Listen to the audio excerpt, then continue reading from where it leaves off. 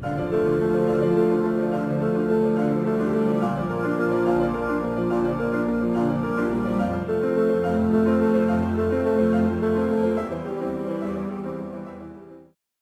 everyone, welcome to my lecture on schizophrenia and crime. I am Dr. Carrie Wong, an associate professor of developmental psychology. When thinking about this topic, schizophrenia and crime, perhaps some prime examples that come to mind stem from Hollywood movies or famous people that we may have heard or know about. One example here in the middle is one of my favorite movies called A Beautiful Mind, where it features a professor of mathematics, Professor John Nash, based at Princeton University, and how he discovered that he has schizophrenia and also what those experiences of the disorder is like. So some of these symptoms include seeing things that no one else can see or hearing things that no one else can hear. If you haven't seen the movie, I encourage you to check it out. It's a great movie, and I believe it's won also many awards as well. Another example perhaps that comes to mind is a very famous artist and painter from the Impressionist period, which is Vincent van Gogh.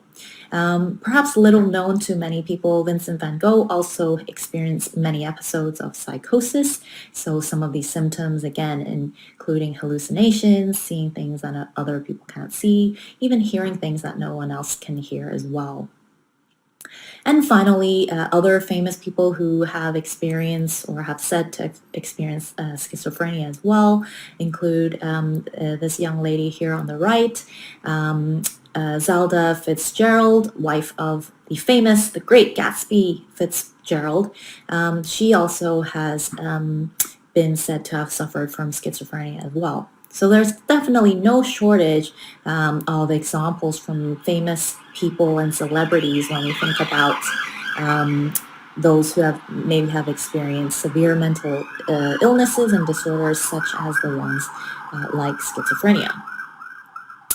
But also perhaps more commonly seen and that many of us are more closely exposed to are news headlines. So here I've pulled out a few from around the world about schizophrenia and also its association with crime. So here on the upper left corner, a key headline that says, "Paranoid schizophrenic shouted, 'I am God,' after murdering pensioner weeks after mental health support lapse." Second one on the right here, Hong Kong man suffering from psychosis arrested after threatening neighbors with knives. And still in the UK, a man with schizophrenia killed his 80-year-old grandmother 2 days after being released from a psychiatric hospital, an Old Bailey jury has found.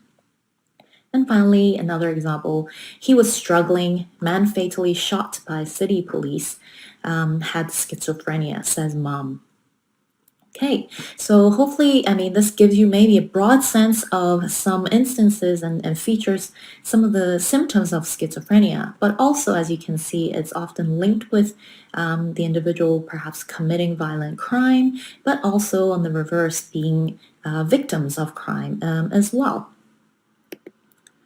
So with that in mind, some scholars and researchers have actually taken this topic to be of interest to see whether or not the coverage in the news is biased towards one way or another, but definitely looking at places where there's high crime to see whether or not there is more coverage of schizophrenia in the news papers. So as you can see, if you read the results section, these authors analyzed 98 newspaper articles from Nottingham and also Dorset, parts of the UK known to have high levels of crime, and that actually they found no significant differences in the portrayal of schizophrenia. But overall, about 36% of the articles were negative in tone, 56.7% were neutral, and then 7% or so are positive. And the authors note that the articles that had more positive tone, or what we could understand to be less of a stigma towards schizophrenia and crime are those articles that feature more of the qualitative interviews with the family members and the carers of individuals suffering from schizophrenia. So as you can see, sometimes when you take news headlines on face value, you might get a very much skewed understanding and almost a negative understanding of schizophrenia and crime, so being mad and also being bad. But also it turns out, perhaps the news coverage also could potentially be skewed in the more negative side.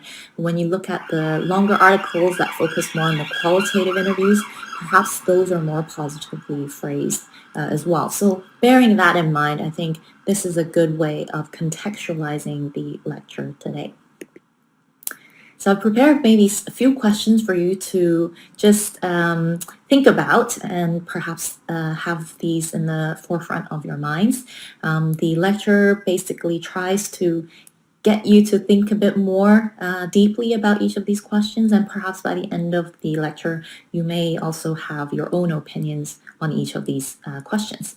The first question I've posed here is prevention or punishment. So alluding to the idea that individuals suffering from mental illnesses, as well as those who may end up committing crimes, whether or not we should actually be preventing this as a society, or what do we actually think about the punishment levels that we apply to these individuals as well.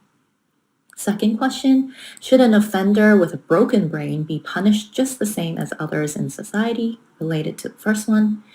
Third, are the mentally ill more likely to be incarcerated, so more likely to be put in jail? Then finally, does society disproportionately punish those who are viewed as mad and bad? So what do we think about those? So I thought maybe I could start off the lecture with a few facts. Maybe some of these you know already, but if you don't, I think this will be a good way of thinking about the whole topic and lecture as well. First fact, schizophrenia affects 24 million people globally. That is 1 in 300 people.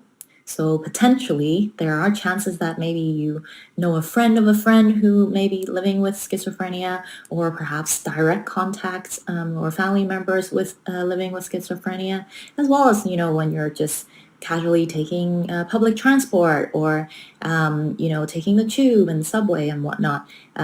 Chances of you meeting someone perhaps living with or experiencing schizophrenia is quite high.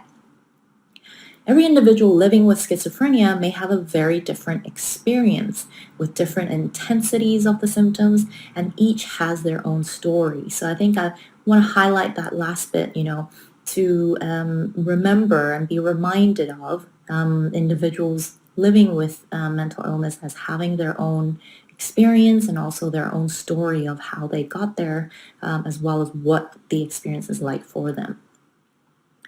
A person with schizophrenia is 14 times more likely to be a victim of violence in a community setting than they are to be arrested as a perpetrator for crime. Something that we definitely don't see as much in the newspapers and headlines, but something that the research and evidence has shown and that we should be aware of as well. Symptoms of schizophrenia are very frightening, and individuals are unlikely to ask for help. So many statistics show that 5 to 13% of individuals are likely to commit suicide as a result of this. So some of these symptoms will go into more detail in this lecture, but recognizing that these symptoms are also out of the individual's control in many cases, and that some of these symptoms can be very scary and frightening for the individual living with schizophrenia. And perhaps then we should be empathizing with that experience a lot more when we try to understand how best to help them. And finally, there is strong stigma around mental illnesses that we already know of around the world, but particularly for schizophrenia, because it's this idea that it's a break from reality. The individual doesn't know what is actually real, so their experience of the world may not, they're not sure whether that experience of the world is actually real or not. So I thought in today's lecture we can split it into two parts. The first part focuses on the causes. So what are the causes of schizophrenia and crime? And then moving swiftly on to the second part of the lecture, which focuses on the question, intervention or punishment. Should the mentally ill be helped? Should individuals behind bars receive treatment? So let's start with the first part of the lecture. When we think about causes of schizophrenia and crime, let's break this up into the separate components first. So what do we know causes crime? Lots of researchers have looked at biological causes. So these include having low resting heart rates, including finding a particular gene called the MAOA gene that's related to aggression and antisocial behavior. There's, researchers looking at also prenatal testosterone. So when the fetus is still in the mother's womb, how do levels of testosterone impact their development, and how does this link to behaviors such as aggression later on in life? Other researchers still have looked at brain structure and how different parts of the brain, if they are damaged, can impact behavior and also emotion regulation. In particular, as you can see here on the image on the right, the areas that have been of key focus looking at criminality and also aggressive behaviors and violent behaviors include reduced activations in the amygdala, as well as the structure of the amygdala, as well as the prefrontal cortex functioning. So this part of the brain here in the front of your forehead is called the prefrontal cortex, and it's really the primary area of the brain that helps puts brakes on impulsive behaviors that you might think of or want to enact on. It's what some scholars call the guardian angel of your behaviors, as you can see here on the right in pink. But really, when we think about each of these biological areas or areas that may be linked or associated with crime, we also then must not forget other aspects too, including environment and so forth. But before I move into that space, let me leave you with a quote here by a really famous neurocriminologist called Professor Adrian Raine. He says the prefrontal cortex deficiency, childhood hardships, and poor health are the pieces of the puzzle, or jigsaws, that come together to create the criminal. So as you can see here, it's not just there's one cause of crime and criminal behaviors, but also a combination of biological, nutritional, health, and environment as well. But just honing in a little bit, I wanted to tell you a little bit more about low resting heart rate. Turns out lots of research has been done to look at whether low resting heart rate is related to criminality and antisocial behavior. So here on the screen on the right is actually a whole table list full of studies, each line representing a study that has looked at this question. And it turns out, as you can see here in the notes, that researchers have found that violent offenders typically have lower resting heart rates. The average is about 75 beats per minute. And the meta-analysis that you see on the right here is a meta-analysis is a collection of or a summary of all of the studies that are available on the particular question and topic. They show that low resting heart rate is associated with higher levels of antisocial behavior, and that these results are the same, if they do not differ, are the same across females and males, across different ages, across different levels of different types of aggression and also violent behavior. Okay, and this is consistent with, low resting heart rate is also consistently correlated with aggression and conduct problems in younger years as well, so in younger age groups as well. And so next question then is why?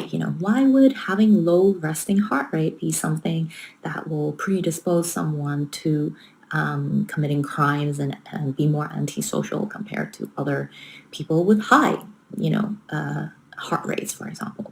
Well, the literature of criminology actually has two main theories that try to explain this risky behavior that we're seeing in criminals, as well as more antisocial young people. The first is called fearlessness theory. As you can hear from the title of this theory, that this group of researchers say that it's really the low autonomic arousal, so our heart rate, that is then proportionate to the levels of fear and anxiety. So when you have low resting heart rate, what you're essentially equating it to is also very low levels of fear and very low levels of anxiety. So the example of if you're trying to rob a bank, of course you want to have low resting heart rate because then you can get the job done. Versus if you if you're like me, this thought of robbing a bank would increase my heart rate dramatically. And therefore, potentially, I probably wouldn't be able to do a good job with the levels of anxiety, all the thoughts that are coming through my head, as well as just generally feeling very fearful when I'm engaging in the behavior itself. So people who are fearless also have low resting heart rate. The second camp of theorists have proposed the sensation-seeking theory. Here they say that actually some individuals, their the low level of arousal, so low resting heart rate, is actually not the ideal, most comfortable, optimal homeostasis of their body. And in fact, when these individuals, they are more likely then to seek these risky behaviors, such as walking on a rope in the middle of two mountains, right? Because this then gets their arousal up to a comfortable level, and that's actually more of the optimal comfortable level that they want. And therefore, there are groups of perhaps individuals who are like that, where the boring and normal is actually very calm and low arousal for them, and it's not comfortable. But instead, they need to seek these more risky situations and even engage in high-risk sports in order to get their bodies up to that level of optimal arousal for them. So here are kind of two theories to explain risky behaviors. And of course, we mustn't forget, as I said, the environmental literature as well. So researchers in this area have looked at things such as, the home environment, how poor parenting, perhaps as well as child abuse, trauma, malnutrition can all contribute to poor development, but also more antisocial and aggressive behaviors. So when we combine the two, kind of the consensus really in the literature, I would say, is a combination of biological and environmental factors that cause crime. So as you can see here, by understanding or having a good understanding of the individual, their personality, their predispositions, their genes, genetic component, as well as their surroundings and what social situation they are actually in, that then predicts crime. And here's a good model by Moffat and her team as well, showing you how certain aspects of the biological and environmental factors combine will help us better understand the causes of crime. So two theories here that you may be interested in. One is called the hotspots. So this idea that there are certain geographical locations, say in a city, when you look at a map, there are certain hotspots, key areas where crime is just more prevalent. And therefore, law enforcers or policemen would make more sense in spending more effort in those patrolling kind of those areas in order to reduce crime rather than covering or trying to cover the entire city because that doesn't make sense because there are certain parts of the environment and the geographical location of things that make crime more prevalent. Another kind of good theory that I really like is called broken glass theory. As it says, places where you see more broken glass or even graffiti are more conducive, I guess, to criminal behaviors. And so, again, this is a situational factor and part of the social fabric of places that then help us better understand how those spaces also are more conducive to criminality. Other studies and researches have looked at people longitudinally to try and understand the causes of crime. Here, one, I guess, key theory, again, by the Moffat, Caspi, and their group, shows that when you follow a birth cohort of children throughout their development, it turns out not everyone, obviously, is going to be antisocial and commit crimes. But particularly, it turns out there are kind of two key groups you should think about, or research shows that there are two groups that really are linked with antisocial behavior in that way. One is called adolescent limited. So some children, about 23% of them, will only perhaps be antisocial during adolescent periods of time. And then there's also a very small group, about 7%, are the life course persistent. These are the career-making criminals, as you can think of it. And they really are a very small proportion of the whole sample or population that you think about. And so in defining or classifying whether an individual is more likely to be in the adolescent limited group or the life course persistent group, you then are able, researchers have done this, to look at different predictors of these group memberships and what actually predicts these some people to be belonging in the adolescent limited group versus those who make a whole career out of this. And from the prevention side, crime prevention side, you certainly want to then maybe perhaps focus your efforts on really catching the guys in the life course persistent group, because they actually end up committing most of the crime. So we'll see here actually in this graph, really cool study looking at, again, a whole cohort of individuals. And they have data on the x-axis with age. So 7 years old all the way up to about 70 years old. And what you see here really in this curve in the middle, these are the 3% of individuals who commit almost 2/3 of the crime out of all of the groups. And these are the life course persistent group that, again, law enforcers should be focusing their energy on, rather than the guys who are more limited in committing maybe crimes or even antisocial behaviors earlier on in development. So we've just covered the causes of crime, but how about the causes of schizophrenia? So I thought I would perhaps just, introduce this topic a little bit more, and firstly to say what constitutes as schizophrenia. So schizophrenia is definitely a multi-dimensional mental disorder. It's pretty severe in its experience, but it could be broadly classified into two set of symptoms. The first set is the positive symptoms. So these are symptoms that are we often think about an individual in their normal state, but this is positive symptoms that are added on to their normal state. So these include things like hallucinations, so hearing voices, seeing things which other people can't see, feeling someone is touching you who's not there, or even smelling things which other people cannot smell as well. So all of those are kind of added on symptoms, right? Delusions. These include paranoid thoughts and beliefs that other people are out to cause you harm and threat, being inflexible in their thinking, so not changing their minds and reasoning about why an event has happened, and so forth.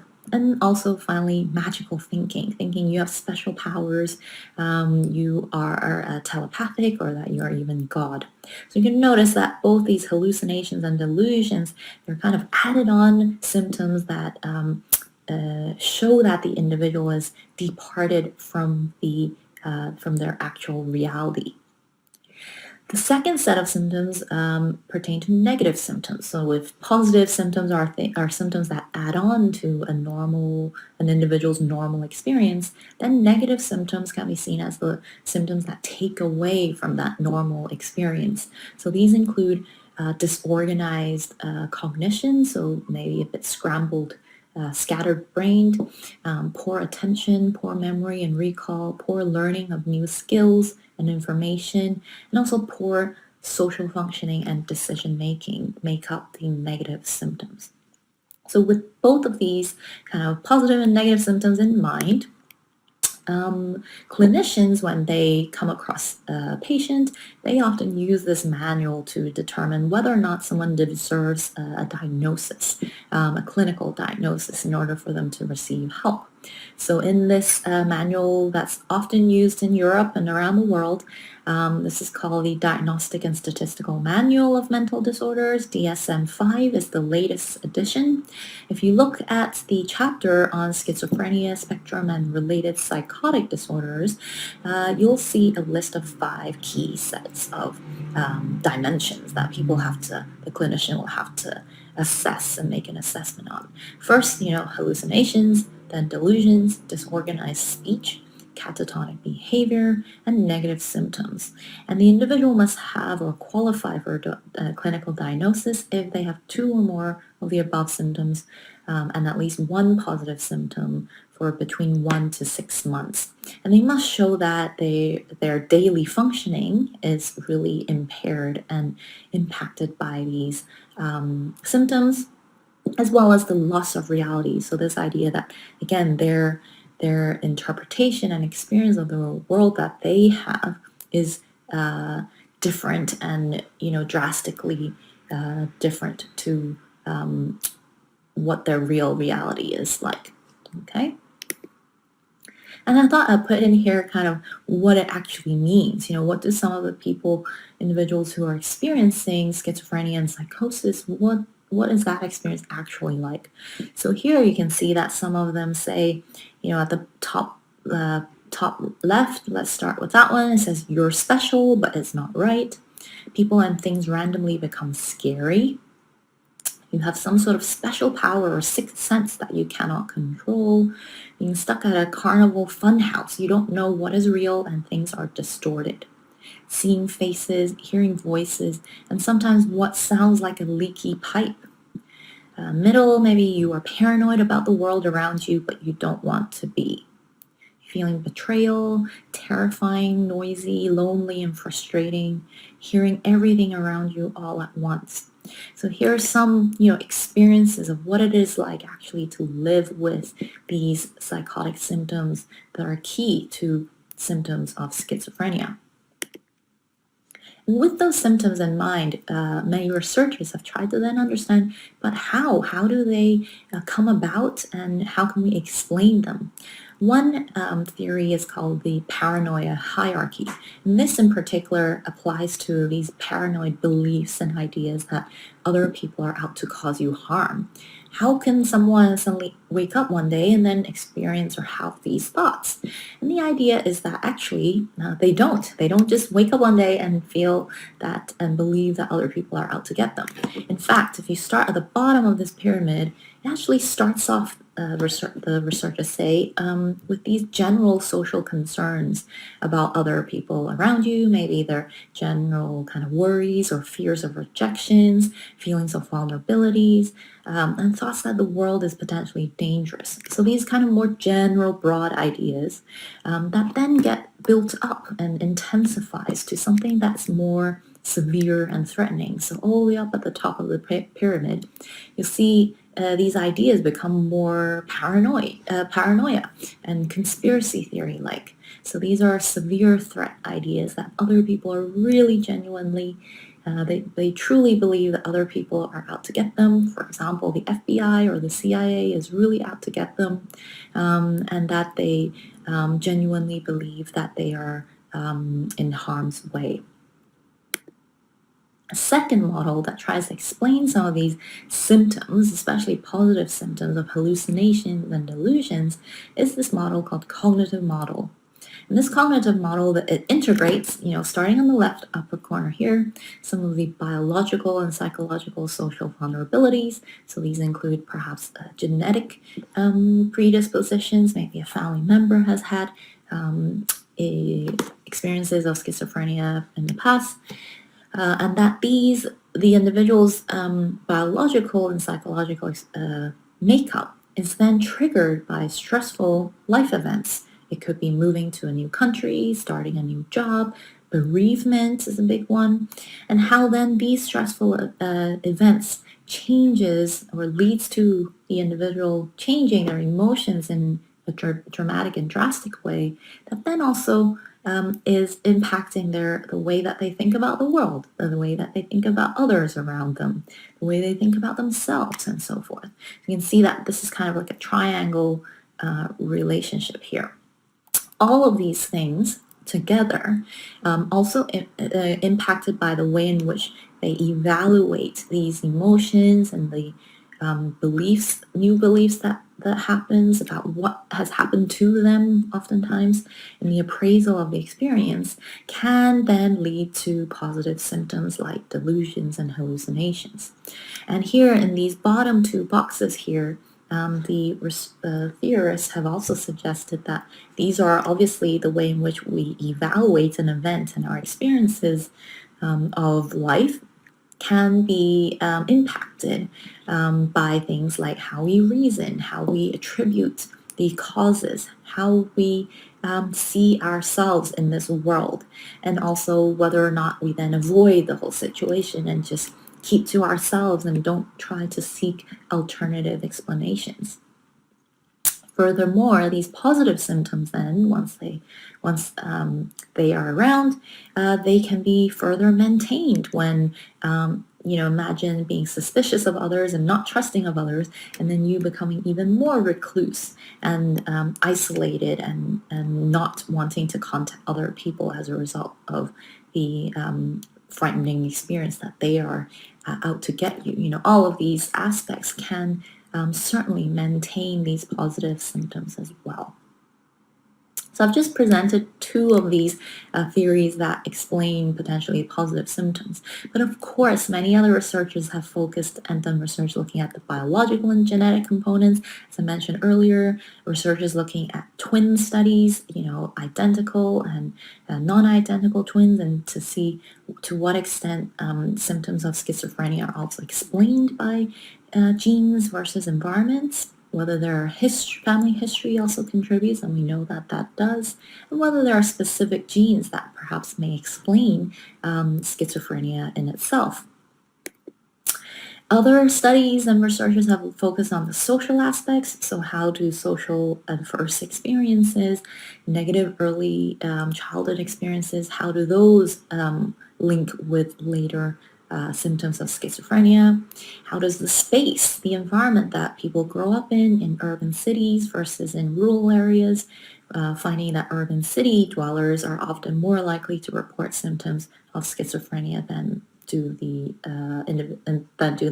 groups that live in rural areas. Pollution has also been looked at, linking to more polluted areas, more schizophrenic symptoms. Other researchers have looked at personality, individuals who have high levels of anxiety and depression, often implicated with psychotic-like, schizophrenic-like symptoms, as well as having low self-esteem or negative beliefs about themselves, also related. And then not to forget also individuals who are more likely to use and abuse substances, including tobacco and cannabis, also then linked with more schizophrenic-like symptoms.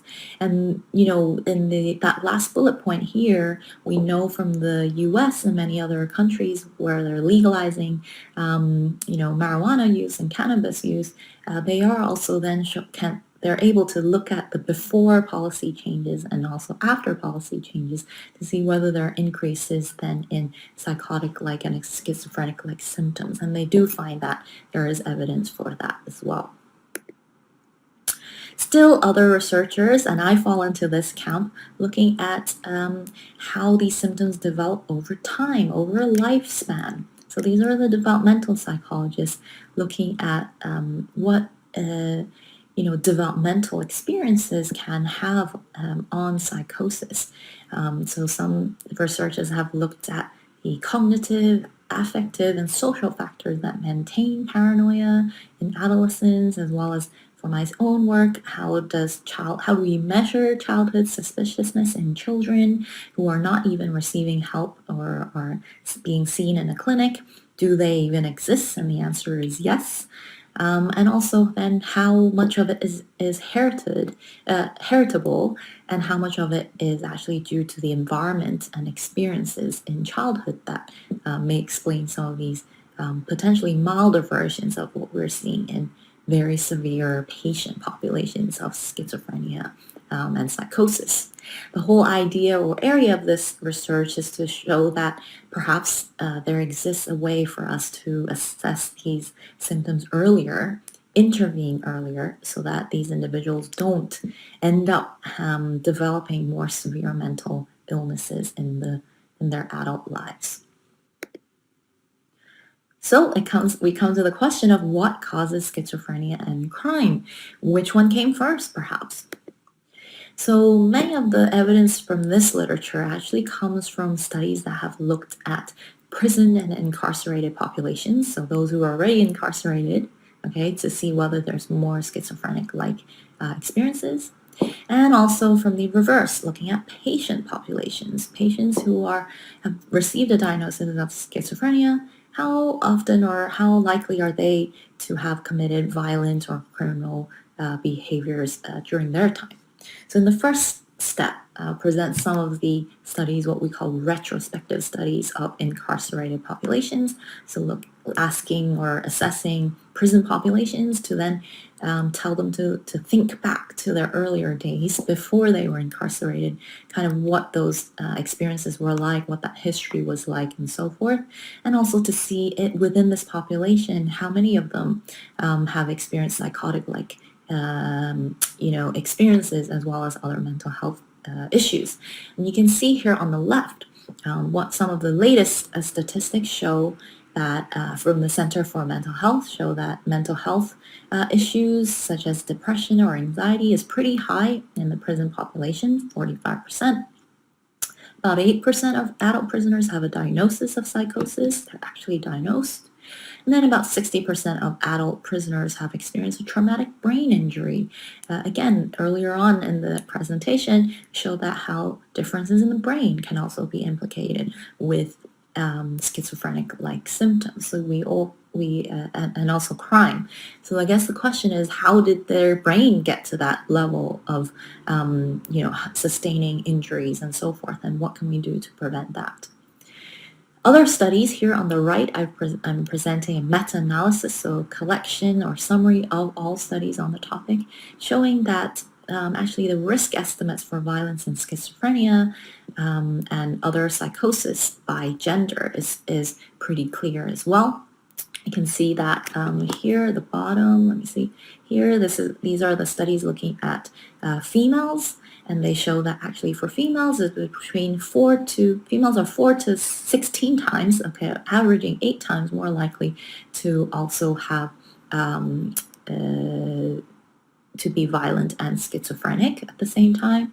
And then for men, you can see here this rate is about between 4 to maybe 6, averaging 5 times more likely to be both schizophrenic and violent, so a bit lower than women. But also together then, if you look at both of these rates, it's probably between an average of 6 or 7 times more likely to be both schizophrenic and violent for those who have been incarcerated and put behind bars. That said, a lot of studies have also looked at, as I said, retrospectively asking individuals or looking at their profile and showing that there are heaps of experiences, historical experiences that also contribute perhaps to their status of having schizophrenia and also being a criminal. These include things like trauma, substance abuse, cannabis use, stressful life events, and similar pattern is also found in adolescents as well. So when researchers then moved on to have a look at also patients with schizophrenia and to see whether or not they are also committing more likely to commit violent behaviors. And it turns out that the key finding there really is that studies have shown substance use tend to be a feature of the profile for those who violent and schizophrenic, but also those who are non-violent and schizophrenic as well. So substance abuse doesn't seem to be a variable that's a good predictor of the group membership. But instead, it turns out that individuals or patients suffering from schizophrenia, and if they don't have a good handle or understanding of their symptoms, they tend to be worse off and they tend to be more violent compared to those who are in the who actually have a good understanding of their symptoms themselves. So perhaps not surprising when you know more about what the symptoms are and that the symptoms are actually not there, perhaps, then the individual is better able to cope with those symptoms and become perhaps less violently reactive and aggressive towards them and others. So in this latest actually meta-analysis conducted just in 2021, it shows that when they look at all 24 studies looking at individuals with schizophrenia spectrum disorders compared to those who are living in the community, there seems to be over time, over a 35-year period, there seems to be an absolute risk, a pretty low risk of association with violence, whereby less than 1 in 20 females tend to be both schizophrenic and also violent. And then for men, this is 1 in 4. And so, as I mentioned earlier, other researchers have also looked at or focused on children and adolescents, primarily to see whether or not we can intervene early and create better assessments so that we can then prevent individuals from developing severe mental health issues and illnesses such as schizophrenia. So here are some kind of the 3 areas that researchers have looked at. They've looked at early childhood psychotic experiences, how they persist over time in adolescence, what are some of the reasons why these symptoms don't go away. Also, how do these symptoms or suspicions relate to internalizing and externalizing problem behaviors, things such as anxiety, depression, aggression, and so forth. Other researchers have also looked at the home environment and relationships in the family to see how then that predicts later antisocial behavior and crime as well. So hopefully that gives you a really big summary of the causes of crime, causes of schizophrenia, and also the literature on the causes of both schizophrenia and crime. The next second part of the lecture moves on to look at then intervention and punishment. What do we know here, and why do we need to intervene? So when we think about intervention, there are kind of several areas that are key. The first is looking at how poor psychosocial outcomes early in development can inform later behavior. So for example, if we are able to detect early things like, even in schools, how does poor academic performance or social skills development as well as mental health, how do these things in schools and early developmental childhood and adolescent years, how does that, how do we show that it's important to recognize that there's something going on and we need to intervene. Some of these signs are, academics, their social skills, and also psychological well-being in schools. Second area of why intervention would be that we need to develop perhaps early assessments, as we mentioned, so that we can ensure that the children are supported and that they are, when something is wrong already, we know about it. Certainly, we argue that teachers and parents need to be more educated in terms of the symptoms, like today's lecture, so that we can then better identify early these symptoms in order to intervene early for better outcomes. Overall, early intervention and prevention in development can help us save, I guess, the lost time that these individuals might experience if they don't know that they need help or support, and that they go on life thinking everything is fine, but actually, end up or realizes that they have been suffering from mental health issues all this time, and then later more severe mental illnesses. It's definitely something that we should do for the future leaders of our society, right? And it's very costly if we leave it till the end when individuals are already experiencing very severe mental illnesses for us to then do something as a society. So some of the kind of interventions or recommendations from guidelines from international councils include one from the National Institute for Health and Care Excellence in the UK.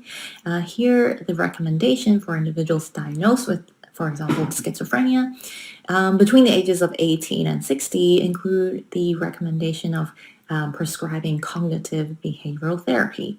So each of these therapy sessions ranges for individuals across different depending on their situation. They range from about 10 to 16 sessions each, and they're very costly, as you can see here, but certainly also family interventions have also been found to be effective for as an intervention for schizophrenia as well. So what do we actually mean by CBT, or cognitive behavioral therapy?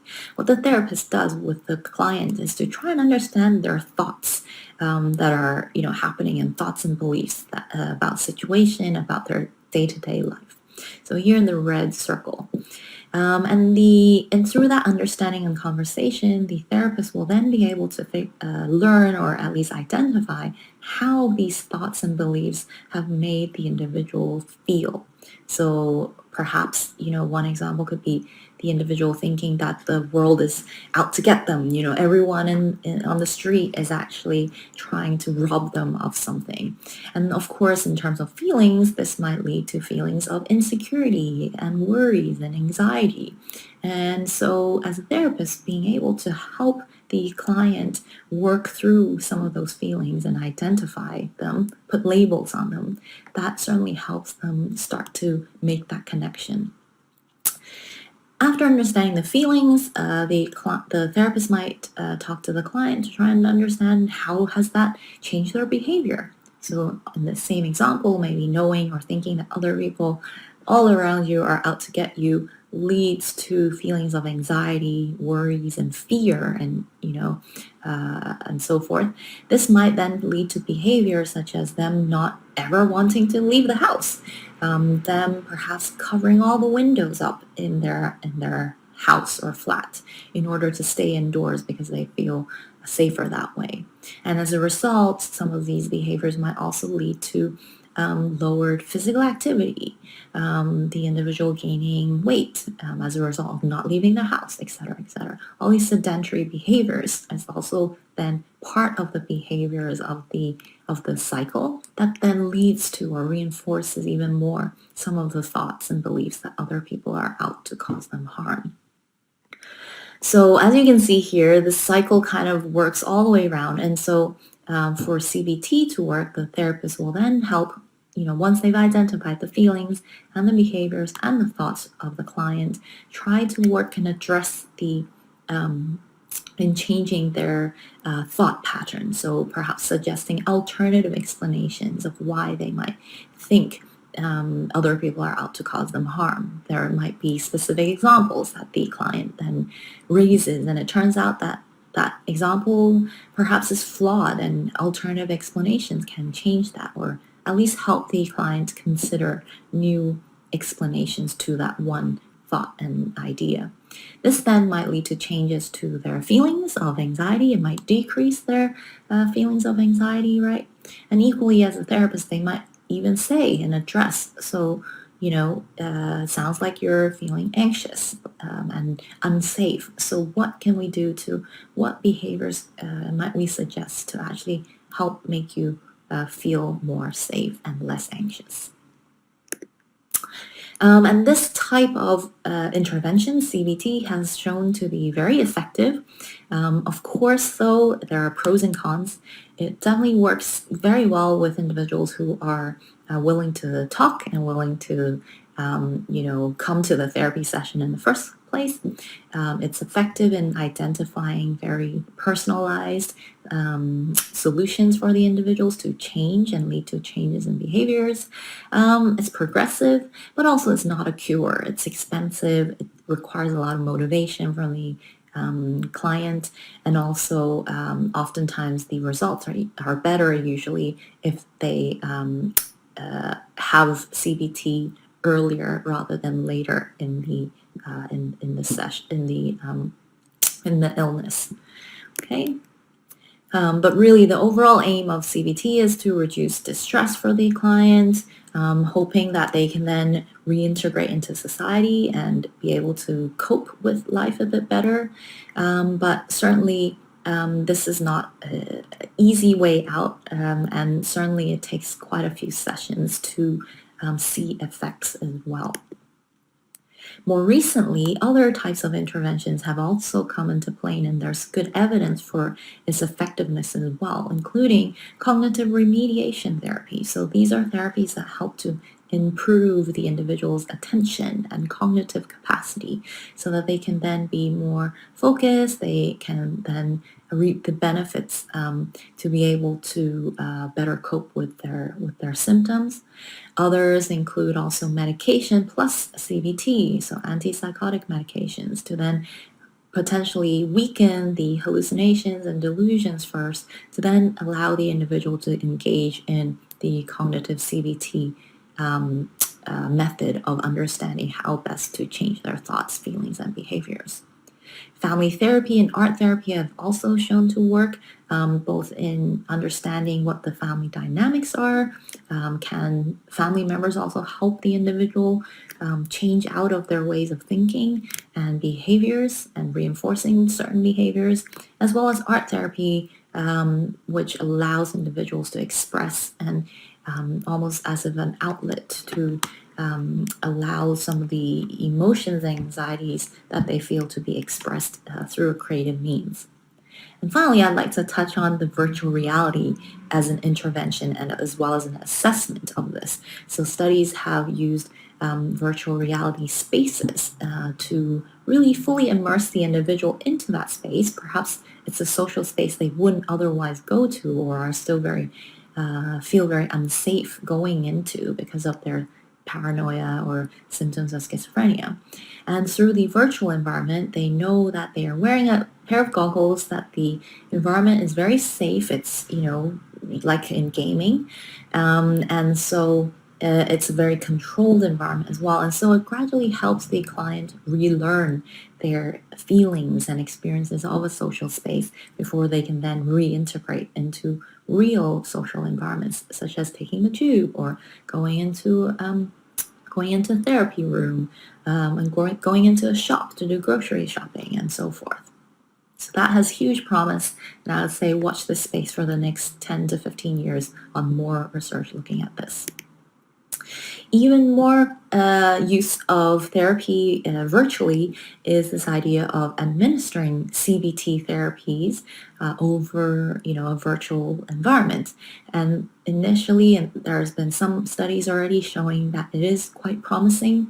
And in fact, it's pretty good as a method in rolling out therapy on masses because it allows individuals to get help and CBT sessions sooner rather than later, as currently in many parts of the world there are huge wait lists and waiting times for individuals to access support in the first place. And oftentimes before they are able to access support, sometimes individuals may end their lives. Other times the symptoms get worse and the situation just worsens for the individual. So super important, and this is the kind of next stage of what is actually currently happening in the therapy world in psychology. And so in summary then, really, why do we care about intervention and prevention? And it turns out that actually there's huge costs and savings, and huge amounts of money that's being saved in preventing early. We know that it's definitely more effective. The outcomes are more optimistic and better if we're able to intervene early. And some statistics from the UK and from the NICE committee show that In 2010, 9 million in healthcare, 9 million pounds in healthcare savings would be realized if we only are able to reach and intervene early for 60% of new cases of schizophrenia. And this amount increases to 44 million if the coverage were to be 100%, right? And by 2026, if early detection services could be rolled out to achieve 100% coverage, the NHS system saves 18.4 million pounds through this early intervention. Okay.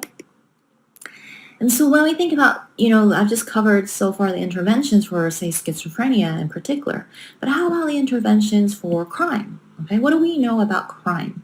So some studies have actually looked at, these studies have been very well controlled, called randomized controlled trials, that try to use nutrition as a way of improving the brain functioning. And remember the prefrontal cortex as being the guardian angel of your impulsive behaviors. Some studies have tried to use omega-3 supplements, fish oil, right, to help improve antisocial behavior, so reduce antisocial behavior in young children and aggression in young children, and that has been pretty promising, especially when you think about children's brains still being in development, right, and you're giving them extra nutrition to improve their brain development. They've trialed this also in prisoners who have already committed crimes, and it turns out extra portions of fish a week also reduces their chance of offending when they are released. Quite good, right? Other studies and research in prison settings looking at yoga and meditation to see whether that has some impact on reducing future recidivism and also crime. Even less than a minute of meditation seems to improve prefrontal cortex functioning in the inmates. And 2.5 minutes meditation again improves areas of brain that are focused on attention. So it seems that by helping prisoners regain a sense of brain capacity in areas such as attention and control, that seems to help them in better managing their behaviors and outcomes as well. So we know from criminology there are a range of protective factors against offending and crime. So these are primarily based on large longitudinal studies following birth cohorts across generations sometimes, and to look at intergenerational relationships as well. But here listed on the right are kind of the list of things that we know are protective factors of crime. I've highlighted in particular 2 of these, including good parenting and supervision, as well as the individual having high IQ generally is associated with lower crime and antisocial behaviors. So if we look at each of these a bit more closely, what do I mean? Parenting. How do you improve parenting, and why would that reduce crime? So one aspect of parenting is when the child or toddler really is growing up. It turns out that there are 2 kind of key brain injuries, childhood brain injuries that are at play here. One is called the fetal alcohol syndrome. This, when the mother drinks alcohol, that could impact the toddler's or fetus's development, and in turn, this has a direct impact on their brain development as well, as you know. And also the second being shaken baby syndrome. So when the mother, maybe oftentimes when the baby is crying, parents or mothers might, fathers as well, of course, might shake the baby, and as a result, this can really cause injuries to the child's brain. And in particular can bruise the brain as well. And this has been associated, both of these have been associated with violent behaviors as well as mental health issues, as you can see here. And even in the diagram image here, you can see the regular normal brain on the left, and also that fetus alcohol syndrome brain on the right, and how, you can structurally already see that there are clear differences between the 2. So that's one aspect of parenting and what we can do to prevent and ensure good brain development in children and toddlers, even when they're in the womb and also in their early years as well, because that has direct association with later mental health issues as well as violent behaviors.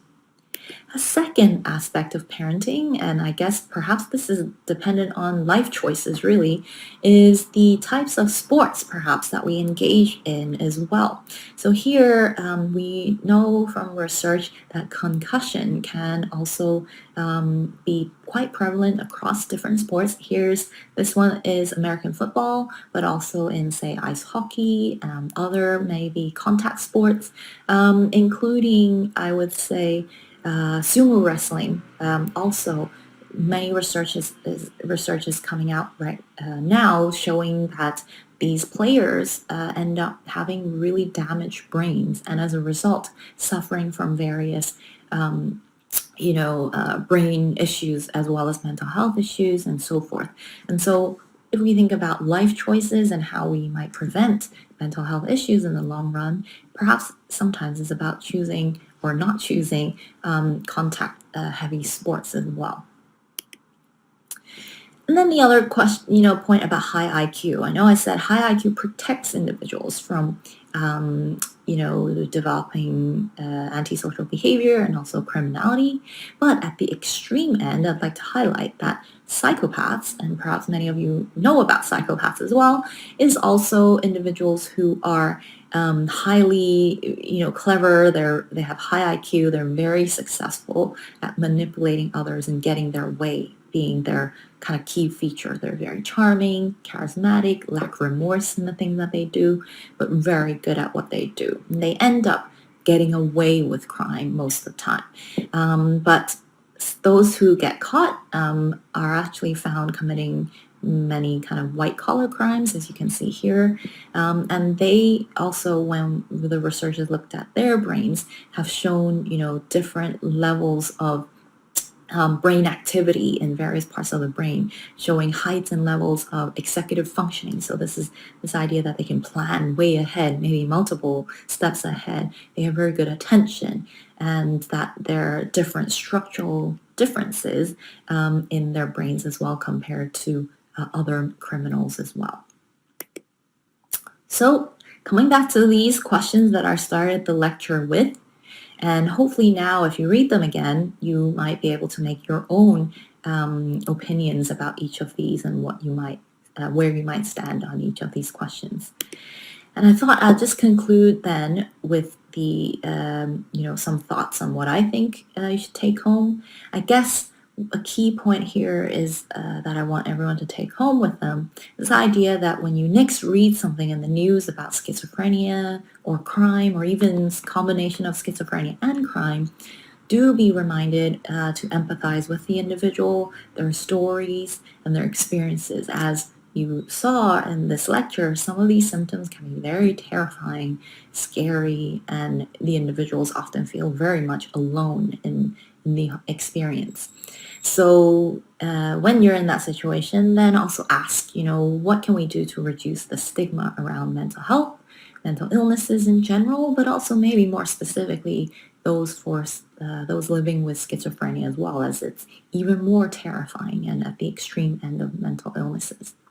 And what support can we provide as a society in terms of preventing perhaps these severe mental illnesses, or even better support and perhaps even intervention and treatment for those who are incarcerated as well and behind bars. And here I'll leave you with a very good book by Professor Adrian Rain, looking at the latest kind of research that focuses on schizophrenia and crime. Thank you for listening to my lecture. I hope you enjoyed it, and I look forward to seeing you soon.